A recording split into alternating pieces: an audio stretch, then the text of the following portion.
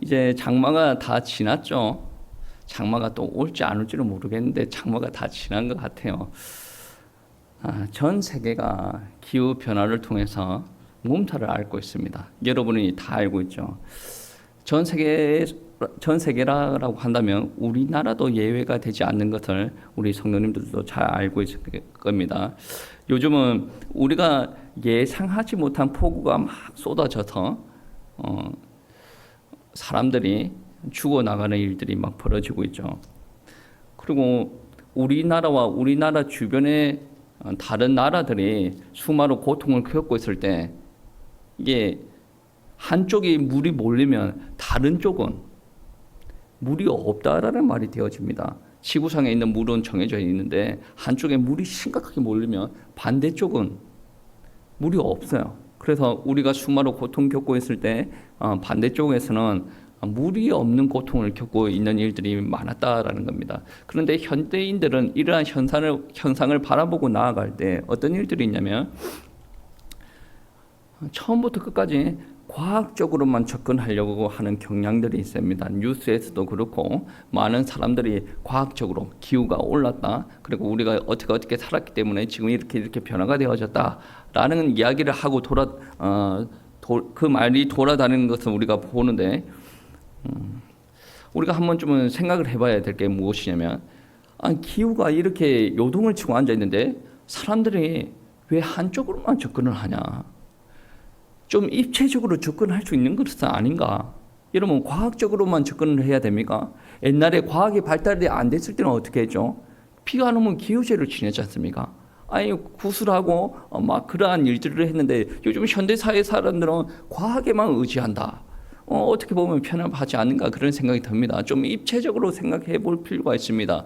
왜 그러냐? 왜 목사로서 왜 이렇게 입체적으로 생각을 하자라고 이야기를 하냐면 성경 말씀에 어떻게 이야기하냐면 말세의 징조를 두고 이야기하는데 여러 가지 말세의 징조들이 있습니다. 그런데 특히 마태복음 24장 7절 말씀에 보시면 어떤 말씀이냐면 민족이 민족을 나라가 나라를 대적하는 일들이 일어난다라고 이야기를 하고 그리고 그 다음에 나오는 말씀이 곳곳에 기근과 지진이 있을 것이다라고 이야기를 합니다. 여러분 하나님을 믿는 사람들은 자연 현상을 바라보면서 우리가 하나님을 알아야 됩니다. 만약에 하나님께서 비를 멈췄다라고 한다면 무속신앙에 그러니까 토속신앙에 있는 사람들이 기도를 한다 그런다면 하나님을 믿는 사람들도 하나님께서 자연 환경을 움직여서 비를 내려달라고 기도할 수가 있어야 되는 거 아니겠습니까? 따라하는 게 아니고 믿음이에요. 태풍이 거세게 올라온다. 하나님께서 막아주십시오라고 기도해야 되는 거 아니겠습니까? 할 수 있어야 된다는 너무 우리 편의에 따라 그렇게 기도하는 게 아닌가라고 생각이 되어지겠지만 특히 히브리 사람들은 자연 현상을 곧 하나님의 뜻이다라고 생각을 했습니다. 하나님께서는 자연을 통해서도 말씀하십니다. 그리고 하나님께서 말씀하시고 역사하심으로 말미암아 인간에게 느끼게 하십니다. 하나님께서 말씀하신 것을 이스라엘 백성들이 순종을 하고 잘 행하고 나면 하나님께서는 하늘 문을 여시고 비를 내리셔서 곡식이 자게 하시고 이스라엘 백성들이 먹을 것이 풍요롭게 만들어 가시는 분이 바로 하나님이셨다라는 겁니다. 오늘 본문에서도 알 수 있듯이 이스라엘 백성들이 분명히 애굽에서 나와서 가나안 땅으로 들어가는 여정 중에 있습니다. 그러면 애굽과 가나안 땅이 다른 게 있으니까 하나님께서 가라라고 말씀하시는 거 아니겠습니까? 애굽과 가나안 땅이 다른 것이 무엇이냐? 오늘 말씀에서 그렇게 이야기하고 있는데 특별히 9절 말씀해 보시면 애굽은 그렇지 않았는데 가나안 땅은 젖과 꿀이 흐르는 땅이다라고 이야기합니다. 그리고 10절, 11절 말씀에 어떻게 이야기하고 있냐면 내가 들어가 차지하려는 땅은 네가 낳은 애굽 땅과 같지 아니하니 거기에서는 너희가 파종한 후에 발로 물대기를 채소밭에 댄과 같이 하였거니와 너희가 건너가서 차지할 땅은 산과 골짜기가 있어서 하늘에서 내리는 비를 흡수하는 땅이요 라고 말씀하고 있습니다. 여러분 분명히 달라요. 하나님께서 좋은 것을 주려고 하나님의 큰 뜻이 있기 때문에 애굽에서 나와서 가나안 땅으로 들어가라라고 하는 거죠. 물론 어떻게 생각하면 사람의 입장에서는 굳이 가나안 땅으로 가야 돼? 라고 생각이 되어질 수가 있겠죠. 그런데 하나님의 뜻은 400년 전부터 500년 전부터 이런 일들을 계속 만들어 가셨다라는 것입니다. 그러면 인간은 주권자한테 따라갈 수밖에 없는 거 아니겠습니까? 여러분 한번 생각해 보세요. 이스라엘의 노예 생활은 어땠습니까? 그들의 왕이 없었어요. 그들의 왕이 아니죠. 바로는 그들의 왕이 없었고 계속 일을 시킵니다. 근데 그들이 수고하고 열심히 노력했음에도 불구하고 그들에게 오는 이익이 없었습니다. 애굽의 생활은 항상 고생이었다라는 말씀입니다. 그렇게 지내다가 하나님께서 은혜 주심으로 양의 피로 말미암아 애굽에서 나오는 일들이 일어났다. 구원을 받았다라고 이야기를 합니다. 그 은혜에도 불구하고 이스라엘 백성들은 늘 구원의 확신에 부족했었고 여전히 불신하고 원망, 불평, 혼란, 불만 가운데 사로잡히고 있었다라는 말씀입니다. 여러분, 가나안 땅은 이스라엘 백성들이 가고 싶습니다. 보내주세요라고 한 땅입니까? 하나님께서 너희는 가나안 땅에 들어가야 된다라고 이야기하신 땅입니까? 처음부터 하나님께서 아브라함 때부터 가나안 땅을 언약의 땅으로 약속하셨다라는 거예요. 그럼 이스라엘 백성들은 가나안 땅에 들어가는 것이 하나님의 뜻이 아니겠습니까? 그렇기 때문에 이스라엘 백성들은 더 이상 원망, 불평, 시기, 질투, 구원의 확신이 없이 의심 가운데 있는 광야 생활을 하는 것이 아니라 확신 가운데 거하는 가나안 땅으로 들어가는 일들이 일어나야 된다라는 말씀입니다. 분명히 애굽 땅에서 하나님의 은혜가 있었어요. 광야에도 은혜가 있었습니다. 가나안 땅에도 은혜가 있을 것이다 라고 신명기에서 이야기하고 있습니다. 근데 여러분 어느 곳에 가든지 은혜가 있기는 있습니다만은 하나님께서 그 은혜를 왜 주신 겁니까? 결국에 가나안 땅에 넣기 위해서 은혜 주신 거예요. 애굽에서 죽으면 어떻게 됩니까? 아브라함한테 약속하신 게 다 허사가 되는데, 아니 광야에서 죽으면 어떻게 되어집니까? 애굽의 사람들 주변의 모든 민족들이 하나님을 비웃게 될 텐데, 가나안 땅에 들어가는 것이 하나님의 뜻이다. 더 큰 은혜를 줄 것이다 라는 것이 하나님의 계획이다 말이에요. 그러면 가나안 땅에 들어가려면 우리가 어떻게 해야 되냐라는 말씀입니다. 8절 말씀입니다. 그러므로 너희는 내가 오늘 너에게 명하는 모든 명령을 지키라. 그래야면 너희가 강성할 것이요 너희가 건너가서 차지할 땅에 들어가서 그것을 차지할 것이며 라고 이야기합니다. 가나안 땅에 어떻게 들어갈 수가 있다라고 합니까? 오늘 8절 말씀해 보시면 너희가 그 땅에 들어가서 얻어야 된다. 그리고 차지하게 될 것이다 라고 이야기하지 않습니까? 쉽네 라고 이야기하는 사람들 아마 있을 겁니다. 가나안 땅에 들어가는 것이 쉽습니까? 오늘 본문 말씀에 한 38년 전에 어떤 이야기가 있었죠. 가데스 바네아에서 12정탐꾼을 뽑아서 가나안 땅을 정탐을 시켜요. 그 정탐꾼이 하는 말을 듣고 이스라엘 백성들은 난 가나안 땅 못 들어가겠다. 한두 명이 그런 게 아니라 많은 백성들이 그렇게 이야기했다라는 말입니다. 가나안 땅에 들어가는 것은 곧 믿음을 요구하는 거예요. 거기서 믿음을 요구하고 거기에 믿음을 드리면서 들어가서 그 안에서 그냥 다 끝난 것이 아니라 싸워서 차지해야 된다라는 말씀이 되어집니다. 그러니까 가나안 땅에 들어가서 너희가 영적으로 성장을 하여서 완전히 그 땅을 차지하고 있는 이방 민족들을 쫓아내고 내가 너희들을 그 땅에서 주리라고 하는 것을 다 누리라라고 이야기하는 거예요. 이것을 영적으로 이야기하면 출애굽을 한 것은 우리가 무엇을 이야기합니까? 하나님께서 이스라엘을 구원을 했다라고 이야기를 합니다. 근데 구원을 하였는데 이스라엘 백성들이 확신이 없습니다. 광야에서 원망불평하고 하나님 앞에 대적질하는 것을 보십시오. 하나님께서 능력을 행하시고 그들을 죽음 가운데서 노예 생활 가운데서 건져내었는데 그들은 확신이 없었어요. 그런데 하나님께서는 여기가 끝이 아니다. 가나안 땅으로 가라라고 이야기하죠. 하나님께서 주실 은혜가 있다라고 이야기를 하죠. 가나안 땅을 들어가라라고 하는 것은 구원의 확신, 너희가 가질 것이다 라는 것을 이야기를 하고, 그리고 그 안에 더 성령 충만하여서 승리하는 영적으로 충만한 충만한 상태가 있을 것이다 라는 것을 이야기합니다. 그러니까 어느 곳에든 하나님의 은혜가 다 있지만 가나안 땅에 들어가면 성령 충만, 신약의 개념으로 이야기하는 거예요. 성령 충만하고 승리하는 삶이 보장이 되어진다라는 거예요. 그러니까 약속하신 땅에 들어가는 것은 승리, 축복을 의미한다. 그러면 여러분 애굽 땅에 계속 있고 싶습니까? 광야에 계속 있고 싶습니까? 하나님께서 그렇게 이야기하면 우리는 가나안 땅에 들어가는 거예요. 그 땅은 승리를 의미하는 것이고 그 땅은 축복을 의미하는 것이다. 그러니까 애굽에서 하나님께서 은혜 주시는 것, 광야에서 은혜 주시는 것과 비교가 되지 않는 승리, 축복을 하나님께서 주신다라는 말이 되어진다는 거예요. 신약의 개념은 어떻습니까? 하나님께서 성령의 충만함을 주신다라고 이야기했죠. 약속을 하셨다면 성령을 주신다라고 약속을 하셨고 충만함을 주신다라고 약속을 하셨어요. 그것은 약속인데 곧 명령이기도 하다라는 말씀입니다. 이 성령의 충만함은 저절로 일어나지 않아요. 신앙생활이 여러분 신앙생활 한번 보세요. 어떤 사람은 아주 편하게 물론 영적인 단계가 다양하고 상황이 다양할 수도 있어요. 그리고 하고 싶어도 잘 안 되는 사람들도 있는 걸 압니다. 그런데 이렇게 신앙생활을 하는 사람들 보면 어떤 사람들은 고생스럽게 신앙생활을 합니다. 이 고생은 무엇입니까? 내가 하나님을 위해서 살아가는데 내 것을 들여가면서 하다 보니까 더 힘든 삶을 자초하는 거죠. 어떤 사람들은 누려가면서 신앙생활, 그 누림이라는 게 나쁘지가 않아요. 복음 안에 있으면 다 누리는 거예요. 근데 제가 말하는 누림은 나쁜 쪽에서 하는 말이에요. 누리는 거예요. 내 거를 다 하고 하나님을 위해서 조금 단순히 경제적인 것만 이야기하는 건 아니에요.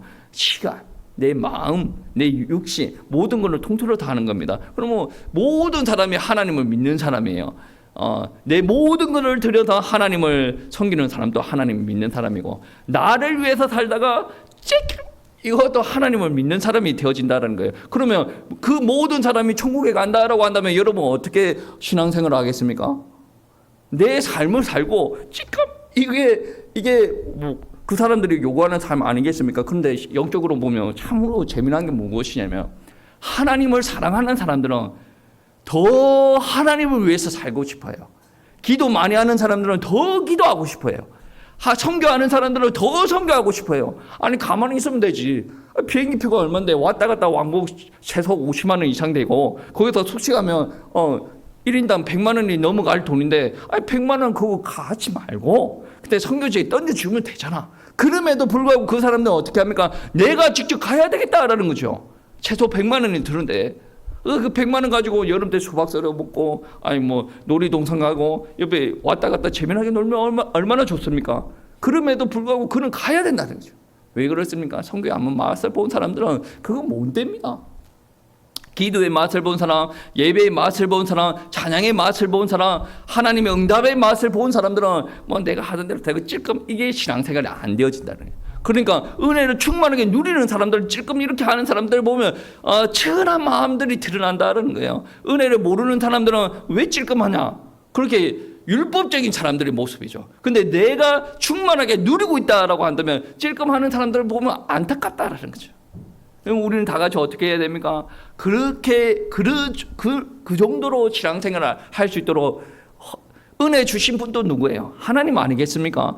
더 큰 은혜를 주셔가지고 우리 다 같이 하나님을 위해서 열정을 불사릅시다. 막 이런 부분이 일어나는 것이 하나님께서 원하시는 모습이 아닌가 추측이 되어집니다. 이거는 추측인데 저는 확신으로 가지고 있다라는 말씀입니다. 여러분 성령 충만 승리의 생활은 내가 구경꾼으로 왔을 때 일어나는 것이 아닙니다.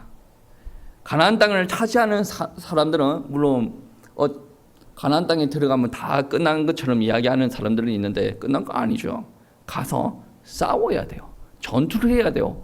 밤 늦기까지 전투를 해야 됩니다. 여호수아 칼렙이 전투할 때 어떻게 합니까?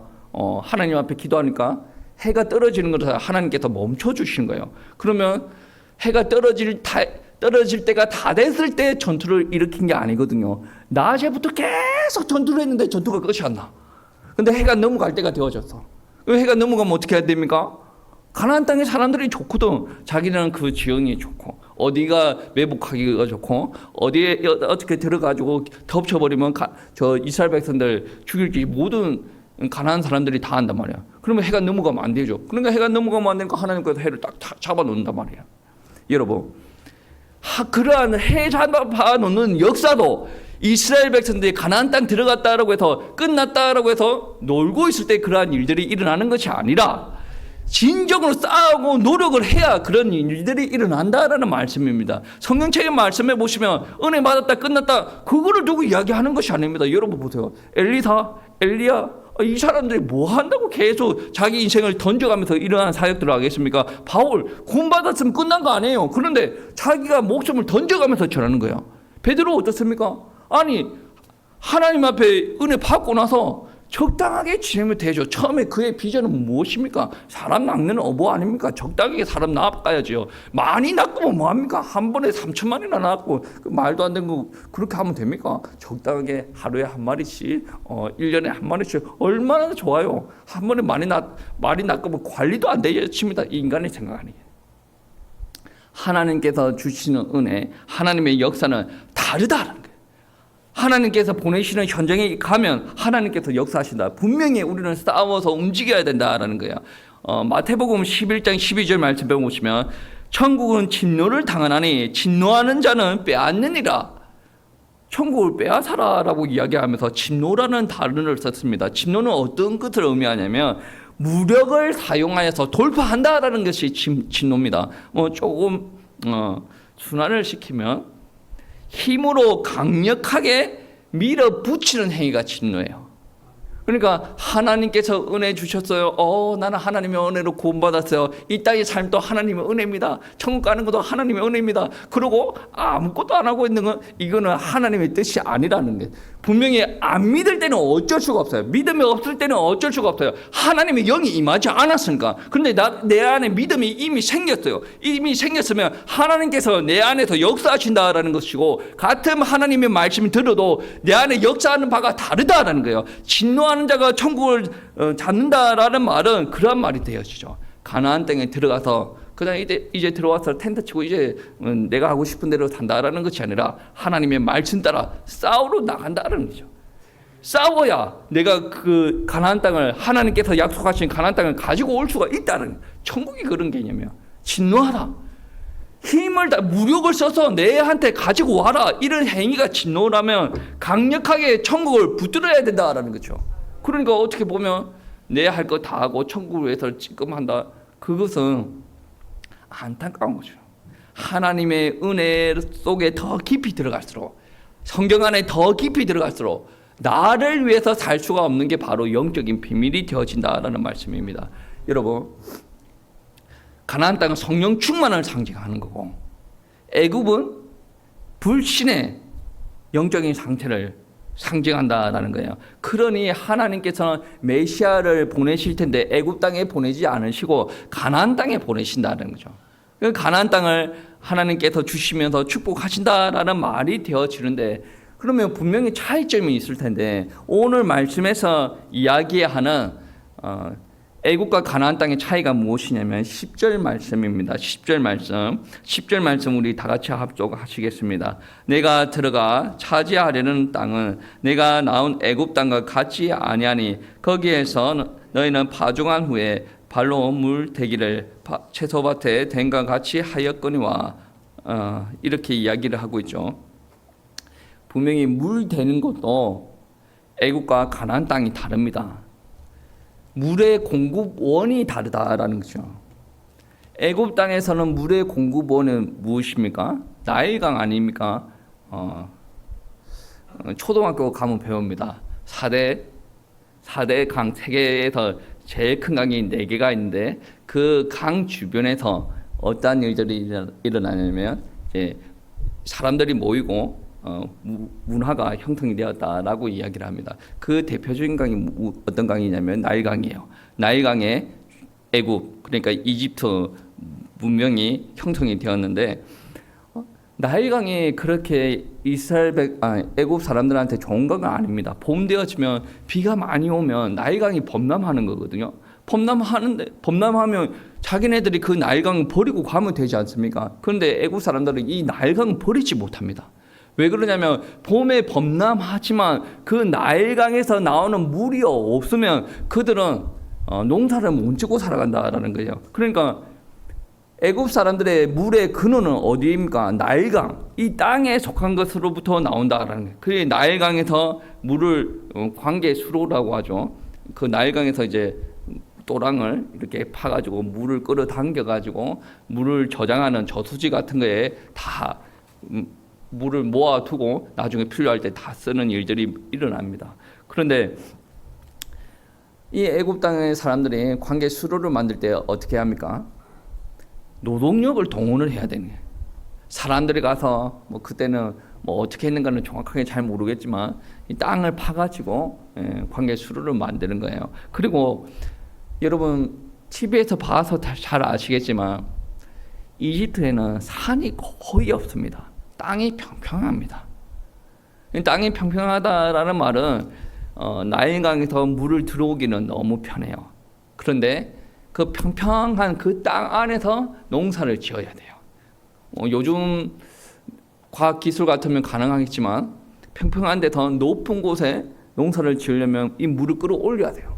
그러면 물을 끌어올리는 경제 노동력에 비해서 이게 밑에서 농사 짓는 것이 너무 효율적이니까 이게 애국 사람들은 평지에서만 농사를 지을 수가 있었다라는 것입니다. 그러니까 높은 땅이면 농사도 못 지어요. 그리고 나일강이 자기한테 공격을 하는데 나일강을 버릴 수도 없고 그 물을 의지해야만 살아갈 수가 있는 거예요. 그러니까 하나님의 백성들은 어디를 가든지 상관이 없어요. 애굽에 있든 광야에 있든 가나안 땅에 있든 하나님의 백성은 어디로 가도 상관이 없어요. 하나님께서 다 먹이시기 때문에. 그런데 애굽 사람들은 어때요? 애굽 사람들은 나일강에 벗어나면 죽는 줄 알아요. 이게 애굽 사람들의 단점이에요. 여러분 육에 속한 사람들 한번 보세요. 자기가 뭔가를 잡고 있어요. 그걸 내려놓으면 죽는 줄 알아. 근데 신앙생활을 하고 우리의 식견과 우리의 경험치가 지경이 조금 넓어지면 내가 너무 좁았구나 라고 생각되는 경우가 너무나도 많이 있다는 거죠. 가나안 땅에 들어갔을 때 물은 애굽의 물과 조금 다른 개념입니다. 11절 말씀 우리 다 같이 보시겠습니다. 11절 11장 11절 말씀 보시겠습니다. 11장 11절 합독하시겠습니다. 너희가 건너가서 차지할 땅은 산과 골짜기가 있어서 하늘에서 내리는 비를 흡수하는 땅이요. 아멘. 애굽 땅은 땅의 대부분이 모래고 평지고 땅이 비를 흡수하지 못해요. 그래서 나일강을 의지할 뿐입니다. 반면에 가나안 땅은 어떻습니까? 강을 기대는 것이 아니라 하늘을 바라본다라는 말씀이에요. 우리가 이스라엘 백성들이 하늘을 바라보면 하나님께서 이른 비도 주시고 늦은 비도 주시고 과일도 있게 하시고 곡식도 있게 하신다라는 것입니다. 하나님께서 역사하시기 때문에 굳이 자기 노동력을 들여서 땀과 피를 흘려가면서 인공 저수지를 만들 필요가 없어요. 그러니까 이스라엘 백성들한테는 누가 저수지입니까? 하나님께서 저수지예요. 나일강 필요합니까? 하나님께서 나일강이 된다라는 말씀입니다. 불신자의 삶의 공급처는 이 땅이 되어질지는 모르겠지만 하나님을 믿는 하나님의 백성들의 이제 삶의 공급처는 하나님이 되어지신 거예요. 그러니까 하나님께서는 우리 생명의 원천, 근원이 되어진다라는 말입니다. 그래서 모세가 어떻게 이야기합니까? 너희가 가나안 땅에 들어갔을 때, 그러니까 신앙생활 열심히 하고 그것을 너희 것으로 만들어 나갈 때 하나님께서 역사하실 텐데 너희는 그 땅에서 세상과 타협하지 말고 하나님을 사랑을 하고 하나님의 명령에 순종을 하고 섬겨라라고 이야기합니다. 이게 단순한 설교의 내용이에요. 신명기에서 별 설교의 내용이 없어요. 신명기에서 계속 이러한 설교를 하는데 왜 그러한 설교를 합니까? 하나님께서 역사하실 텐데 우리가 하나님 외에 다른 신을 섬기고 나아가는 것이 아니라 하나님의 말씀을 따라가고 하나님만 바라고 나아가면 하나님께서 우리 먹을 것 모든 것을 하나님께서 주신다. 애굽 사람들은 노력해야 얻어지는 건데 이스라엘 사람들은 가나안 땅에서 하나님만 바라보고 기도하면 하나님께서 때에 맞도록 비를 주신다라는 말씀이 되어진다라는 것입니다. 여러분, 애굽 땅의 원리가 바로 불신자들이 사는 원리와 유사합니다. 그들은 좋은 삶을 누리려고 열심히 공부합니다. 그리고 돈을 벌기 위해서, 출세하기 위해서 노력합니다. 때로는 그것을 이루려고 밤늦게까지 잠을 자지 않고 노력합니다. 그 노력하는 결과가 무언가를 얻어지는데 그것에 절대적인 기쁨이 있습니까? 아니거든요. 오히려 노력하다가 넘어지기도 하고 노력하다가 몸이 상하는 일들이 벌어지지 않습니까?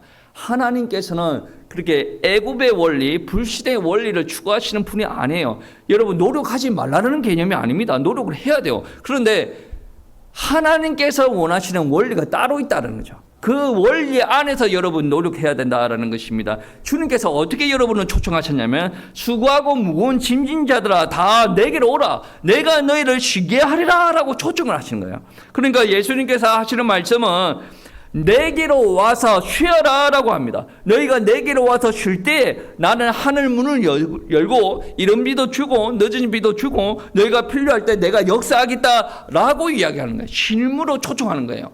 광야도 힘들었죠.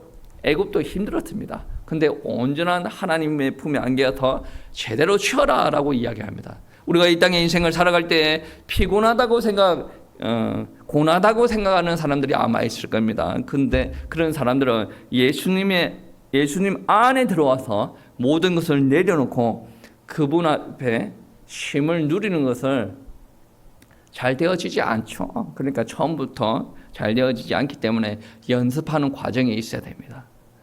주변에 기질 자체가 맨날 일을 해야 이게 사는 사람들이 있어요. 어디 연예인들도 그런 소리 하던데 열심히 일을 해야 사는 것을 느낀대. 그러니까 일을 하다가 가만히 있으면 내가 무슨 잘못을 하는가? 이런 사람이 있대. 그런 기질 자체가 잘못된 건 아닌데 하나님 안에 와서 쉼을 누릴 때에는 그런 무언가가 좀 조정이 되어져야 된다라는 거예요. 하나님의 뜻은 무엇이냐면 무조건 쉬어라, 그냥 게으르라, 그런 부분들을 이야기하는 것이 아니라 앞만 보고 무조건 뛰어가는 사람들이 있지 않습니까? 헛된 피곤을 피하라는 거죠. 할 때 열심히 해야죠. 하나님의 뜻이 맞다면 열심히 해야죠. 열심히 해야죠. 근데 하나님의 뜻 아닌 곳에서 헛된 피곤과 노력을 들이지 말아라.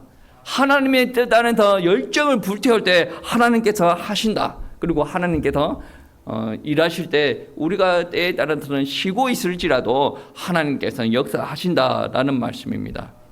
그리고 오늘 말씀 보시면 애굽 땅에서는 거의 다 모래밭이고 평지였지 않습니까? 그런데 이스라엘 땅은 어떠냐면 산도 있고 평지도 있고 골짜기도 있습니다. 그래서 비가 내리면 가나안 땅은 산도 그렇고 평지도 그렇고 골짜기도 그렇고 모두 그 비를 흡수하는 거예요. 비를 흡수하다 보니 땅 자체가 물기를 머금고 있다는 거예요. 그러니까 산에서 땅을 파면 물이 나올 수도 있고 골짜기에서 물을 파면 물이 나올 수도 있다라는 것입니다. 여러분, 우리가 신앙생활을 할 때에 따라서는 우리가 산 꼭대기에 있는 것과 같은 느낌이 들 때도 있고 골짜기에 있는 느낌이 들 때가 있어요. 산 꼭대기에 있을 때는 어떤 느낌이 듭니까? 내가 승리한 것 같고 뭔가 비전을 보았던 것 같고 내가 뭔가를 이루었던 것 같다, 정상에 있던 느낌이 들어요. 반면에 골짜기에 있으면 어떻게 합니까? 내 인생이 패패한 것 같고 낙심이 되어지고 힘이 쭉쭉쭉 빠지는 일들이 벌어집니다. 그런데 분명히 기억해야 될 것은 무엇이냐면 인생에는 굴곡이 있습니다. 인생에는 굴곡이 있고 그리고 우리는 물이 필요한 존재로 창조가 되어졌어요. 우리는 무엇으로 창조가 되어졌습니까? 흙으로 창조가 되어졌어요. 땅의 것으로 가지고 창조가 되어졌다. 땅의 것으로 창조가 되어졌기 때문에 땅에 필요한 물도 우리에게 필요하다라는 거예요. 근데 땅 안에 물이 없으면 어떻게 됩니까? 흙이 땅에 쩍쩍쩍 갈라지죠. 그렇다 보니 땅이 갈라지면 척박해지는 거죠. 풍부함이 없고 메말라가는 느낌이 들지 않습니까? 그래서 우리 사람을 흙으로 비유한다 그런다면 그 흙에 비가 들어오지 않으면 쩍쩍쩍 갈라지는데 척박하다. 그러니까 사랑도 없고 미움이 가득하고 원망불평이 있고 시기 질투가 있는 것이요. 기쁨, 평안, 감사 당연히 없는 거죠. 물이 없다 보면 쩍쩍쩍 갈라지는 그 심령 안에는 악만 가득하다라는 것입니다.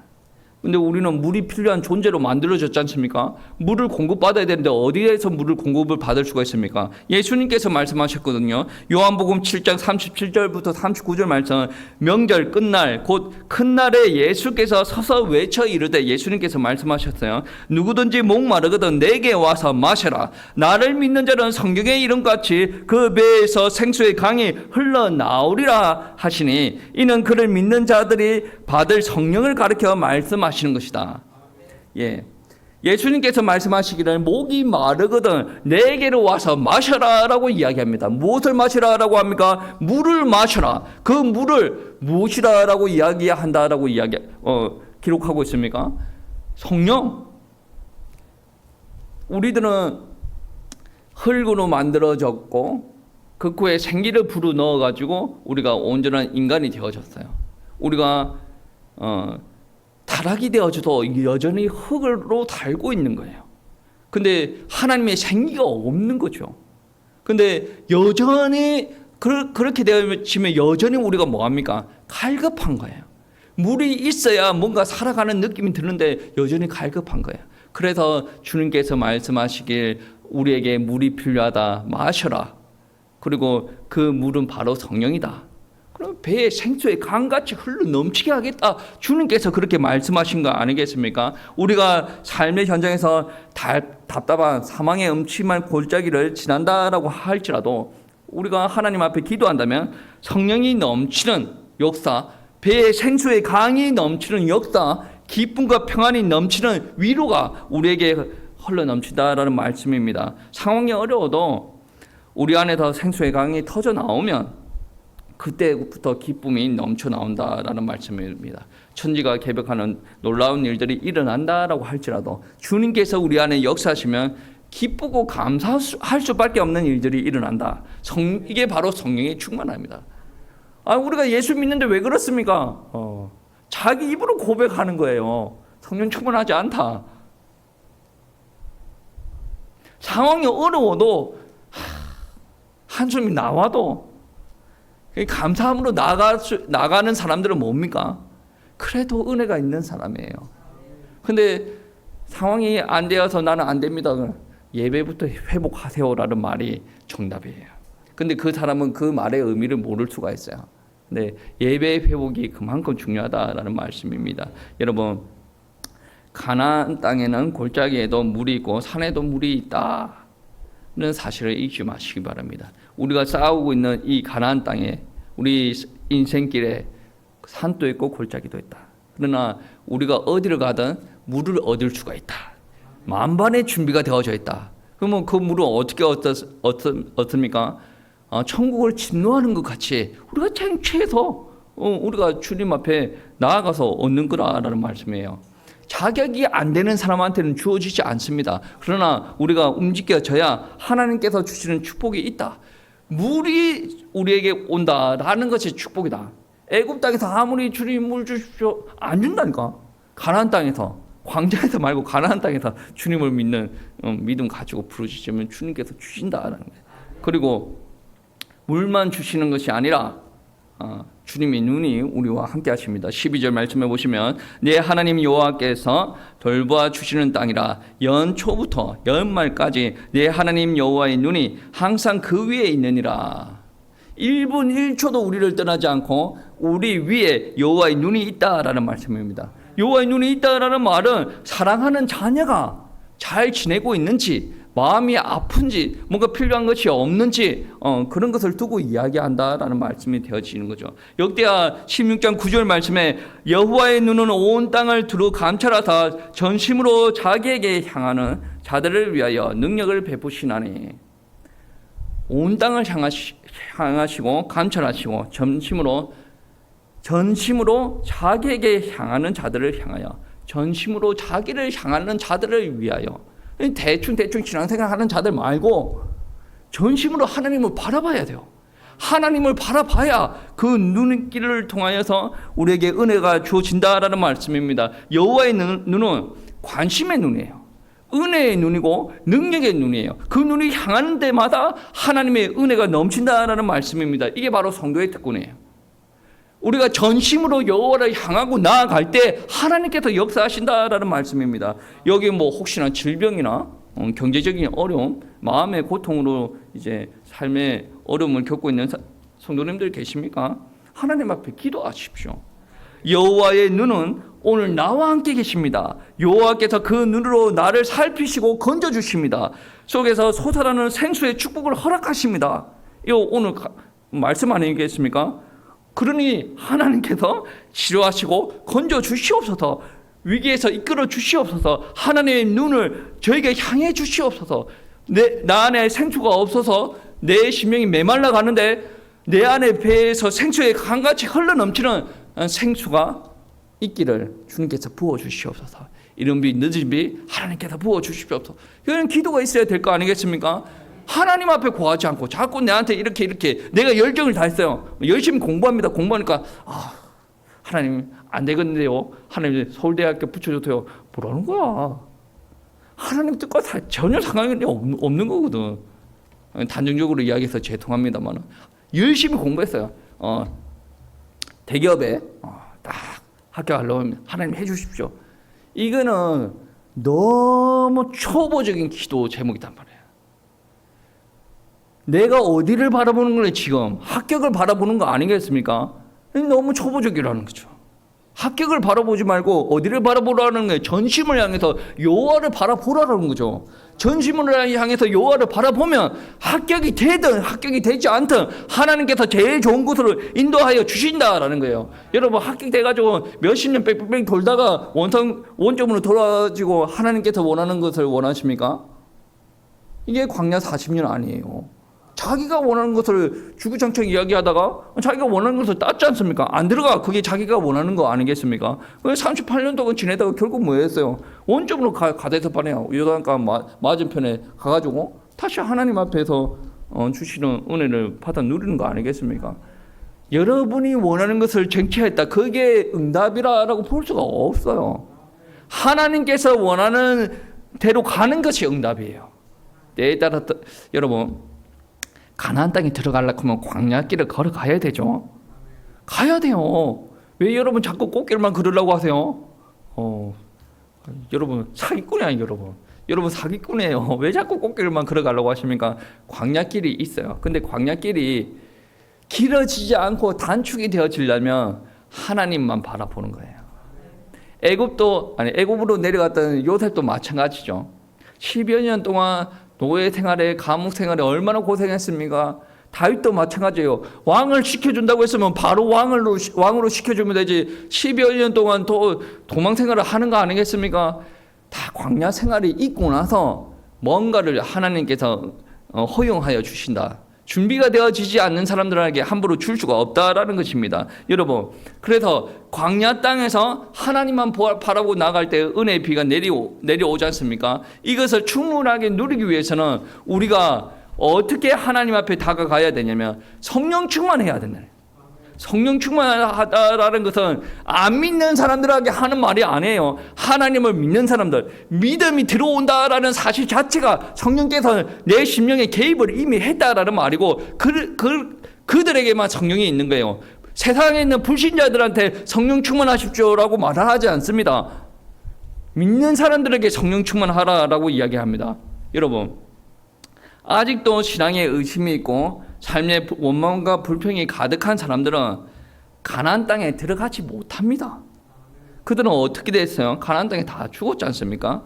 요단강을 건너가서 가나안 땅에 들어간 그 사람들이 쟁취하는 것이 무엇입니까? 구원의 확신, 승리의 생활, 성령의 충만, 하나님께서 해도 붙잡으시는 하나님 아니에요. 그거를 보고 안 믿는 사람들이 정말 마귀 자녀들 아니겠습니까? 믿을 수밖에 없는 거예요. 내가 걸어갈 때마다 나팔만 불었더니 여리고성이 무너져 내립니다. 그거를 바라보고 안 믿을 사람이 있습니까? 없어요. 승리의 생활, 누리는 삶, 풍성한 삶, 성령 충만한 삶, 가나안 땅에서 일어나는 것입니다. 그리고 여러분 전심으로 하나님을 바라보시기 바랍니다. 애굽 사람처럼 나의 강만 있어야 돼. 나의 강만 있어야 돼. 그러면 나의 강 못 떠나요. 차라리 나의 강을 떠나고 나의 강이 없어요. 없으니까 어디만 바라보는 거예요? 하나님 바라보는 거예요. 하나님 나의 강이 없어요. 어떻게 합니까? 비 내려줄게. 이렇게 되어지는 거죠. 나의 강은 때에 따라서는 버릴 줄 알아야 돼요. 이 땅에 속한 것을 떠날 줄 알아야 돼요. 내 계획에서 말고 하나님께서 나오라 그러면 나와야 되네. 그리고 하나님만 바라보면 때에 따라서 만나면 매출하기도 주시고 광야에서도 물 나게 하시고 그리고 가나안 땅에서는 위에서 비가 내리게 하시는 일들이 일어났다. 하늘에서 손바닥만한 구름만 있다라고 한다면 하나님께서는 은혜의 비를 여러분에게 내려주실 것입니다. 여러분 인생에 손바닥만한 구름이 없어요. 저는 있는 것 같은데 여러분 다 있습니다. 그 손바닥만한 구름을 바라보고 여러분 소망 가지시기 바랍니다. 그리고 여러분 너무 헛된 것에 열심히 살지 마세요. 쉬세요. 기질이 한국 기질이야. 한국 기질. 한국 기질이 뭡니까? 애국 기질 아닙니까? 옛날에 우리가 전쟁 터지고 나서 못 살았잖아요. 제가 지금 우리 조상들을 무시하는 게 아니라 그 척박한 이 땅에서 지금 이렇게까지 일궈내려고 하면 우리나라 사람들의 기질이 대단하다 그래요. 먹을 게 뭐 있었습니까? 없었잖아요. 저는 경험을 아직 못했는데 우리 조상들이 너무나도 대단한 거죠. 이만큼 일궈놨으면 일궈놓은 대로 조금 우리가 쉬어갈 만도 한데 그렇지 못한 게 너무 안타까운 거죠. 우리가 예전에 하나님이 없을 때 어떻게 해야 됐습니까? 열심히 살았잖아요. 어쩔 수 없어요. 열심히 살아야지. 하나님의 도움도 없는데 열심히 살아야지. 믿을 것도 없는데. 그런데 그렇게 살면서 하나님을 또 믿게 되어지고 우리가 그나마 좀 살기는 되어졌어요. 그런데 옛날 기질, 애국 기질 못 버리고 열심히 노동하고 노예 생활하던 그 기질만 가지고는 안 되어집니다. 하나님의 은혜를 100% 누리려면 쉬는 것도 훈련을 해야 된다는 거예요. 여러분, 저와 여러분이 수고하는 인생, 노력하는 인생 너무나도 많이 살았어요. 그 가운데 여러분 안에 삶 가운데 남는 게 없다라고 한다면 내 인생이 헛된 것이다. 낙심하지 마시기 바랍니다. 낙심하지 마시고 내 마음 또한 내가 이때까지 열심히 살아왔던 것도 예수님께 다 내려놓으시고 모든 것을 하나님 앞에 맡기시기 바랍니다. 그게 바로 쉼이거든요. 내가 쓰러져서 아무것도 하지 못하고 있을 때 그때도 하나님 역사하십니다. 내 방향과 하나님 방향이 같거나 아니면 내가 하나님 앞에 붙들림 받았을 때 엘리야가 로뎀나무 밑에서 죽여주십시오 라고 기도하지 않습니까? 나는 아무것도 못해요. 그냥 죽는 게 낫겠습니다 라고 이야기하는데 하나님께서 먹고 정신 차리고 뛰어가라, 호렙산으로 뛰어가라 라고 말씀하시지 않습니까? 하나님은 저와 여러분의 수준을 초월하십니다. 여러분이 악착같이 이렇게 일하고 있을 때 하나님께서 개입 안 하실 때가 있단 말이에요. 말해봤자 하나님께서는 저는 말한다라고 생각하는데 제 입장에서 보면 말해봤자 말을 안 듣는다 그러면 좀 내버려 두는 것도 필요해. 모세 한번 보십시오. 혈기 넘치는 40대, 60대, 70대, 80 내버려 두지 않습니까? 하나님께서 나중에 찾아오십니다. 지금 모세는 열심을 다하는 그 기질이 빠져나간 거예요. 그 뭐만 보고 나가는 겁니까? 쉬는 거, 양치는 거, 별 보면서 하나님 바라보는 거, 그것밖에 그 인생이 남은 게 없어요. 그때 하나님께서 부르십니다. 그리고 뭐 하십니까? 내 백성 이스라엘을 건져내서 약속의 땅까지 인도하여라 라고 이야기하지 않습니까? 왜 노인을 사용하셔서 그렇게 한다라는 말씀입니까? 하나님께서는 우리의 능력이 그렇게 중요하게 생각하지 않습니다. 순종. 하나님께서 역사하도록 어떨 때는 나는 좀 나와야 돼. 쉬는 훈련, 하나님 앞에 맡기는 훈련이 되어져야 된다는 거예요. 비를 내리려면 하나님께 맡겨야죠. 어떻게 내가 능력도 없는 내가 어떻게 하겠습니까? 여러분, 하나님께서 주시는 은혜의 비를 맞으면서 우리가 배에서 흘러나오는 깊은 생수의 샘을 체험하려면 우리가 바뀌어야 돼요. 그게 바뀌어지려면 하나님의 말씀대로 살아야 되고 또 그 생수를 맛을 봐야 돼. 여러분, 여기 있는 분들은 크게나 작게나 모든 사람들의 생수의 맛을 봤다라고 저는 믿습니다. 그래서 우리 성도님들 앞으로 지속적으로 하나님께서 주시는 은혜의 비를 많이 누릴 수 있도록 우리 성도님들 축복합니다.